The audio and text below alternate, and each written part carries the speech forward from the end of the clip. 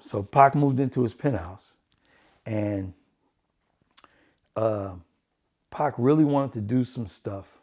You know, now his reputation changed. He's a boss millionaire. You know, he's doing everything flamboyant. He really wants to start a label called Euthanasia to help kids and mothers. He really wanted to do some positive stuff. And, you know, to fund this label, he had to get some of his advancement or some of his money from Suge. And it was weird. When we go get the money wasn't coming. It's like, you know, here's some money in your pocket. That money came fast. But when I went to go get money for this label, this new label, it was hard going. So we had to kind of get that going from scratch. A lot of my money went out of my pocket to move people and do things and get this apartment we turned into an office for him. And he really wanted to start this label called Euthanasia Records. And that was going to be positive. It was going to be connected to community things. And he really saw himself going over the edge as an artist this way. So he wanted to give back this way. And that never got to happen. So speaking of that, recently Nipsey Hussle has passed away. And when he passed away, we learned about all the good things he was doing for his community. And a lot of people would say that, you know, Tupac rapped about it.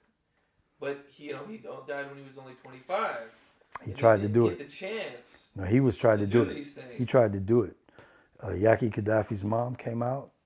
You know, we got her out here. She moved into that office. I said I was a part of bringing that. We didn't get any death row funding, but she moved in. She started working. I hired another girl to help her, and they started moving his stuff. And they started getting things off the ground, but it never came to fruition. Tell me a little bit more about his plan for it. Like, what was it? A studio? Was it for music? Was it for kids for the city? What was his plan? All he told me was it was going to be community based. He was going to give back. He was going to start a record label to bring up and sign positive artists to pretty much do what his original intentions were. Like I told you before, his original intentions were Panther Power. He used to wear this necklace around his neck that was the shape of Africa. Everything was, you know, the African colors. And he was pro-Afrocentric. He was pro-black, and he was wise. And that message got deleted almost.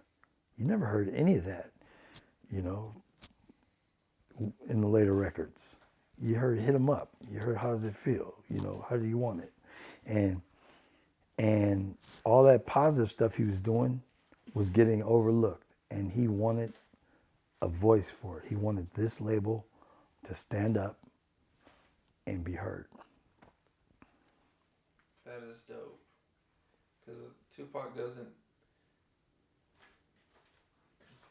get the credit for doing things. Anybody? People don't know. Yeah. All you got to do is go back and listen to his demos, his first 2 albums, and really listen to what he's saying. And that's who he wanted to be. Then you listen to other stuff. I think that's what Warner Brothers wants us all to be. That later stuff, I think that's what Warner Brothers, well, I can't speak on Warner Brothers. But look at any of it. Look at the history of the music. It's somebody else's concept, somebody else in these offices to think these things and want these things. And we can go to the studio and print 100 records.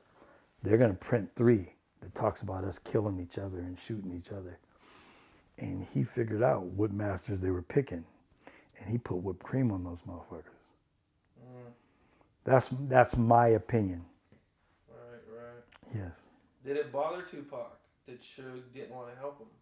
Or, I don't want to say he didn't want to, but he didn't. Here's the thing, I've thought about it over the years. Like I say, I go get, Tupac would call, me and Suge and Tupac be at the house, and Tupac would call his brother-in-law and say, hey, Kendrick is coming to the house, coming to the office to pick up money. It might be 10 grand, it might be 2 grand, whatever it is.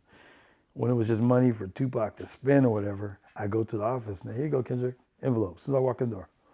But when we were trying to get the euthanasia stuff together, we go and I go into the office and it'd be like, I didn't know you were coming. What? Let me call Suge. I can't reach him. He's right down the street at the fucking penthouse, at Pac's house. And it's like, something would happen. Maybe there was an inflection in his voice because he'd say the same thing. Kendrick is coming to pick up the money, have this. Kendrick is coming. But one of them, they would act like I wasn't coming. The other one, they'd act like I was coming. I'm like, okay, what the fuck's the difference? And as soon as they say no, I'm like, okay, I'm out. I'm not in this fucking room begging for money.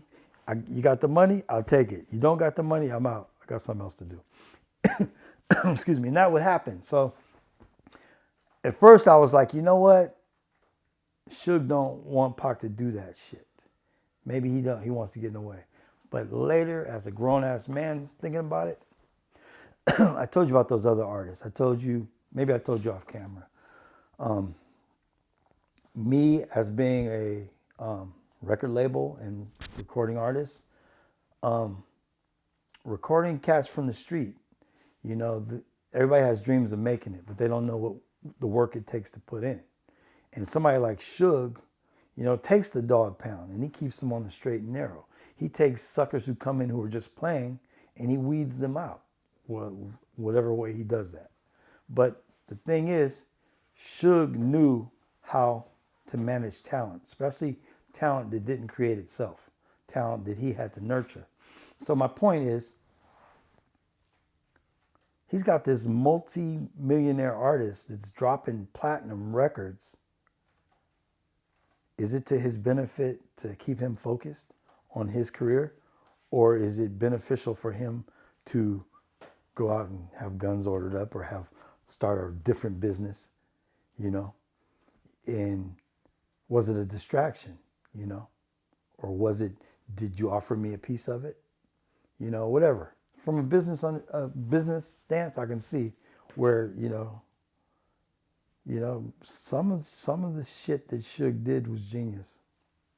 As an older man, I look at that shit and I'm like, yeah, some of it is kind of foolish.